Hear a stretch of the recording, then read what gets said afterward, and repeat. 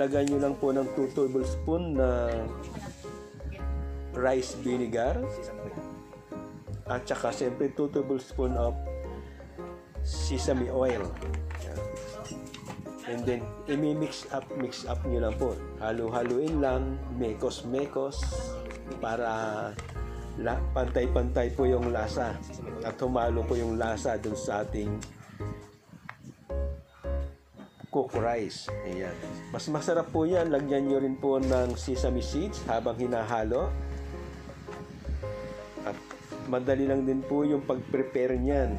Kasi once na nahalo na po natin ng pantay-pantay yung cooked rice with rice vinegar, sesame oil, at saka sesame seeds, ilalagay nyo lang po natin sa air fryer. Yan. So, depende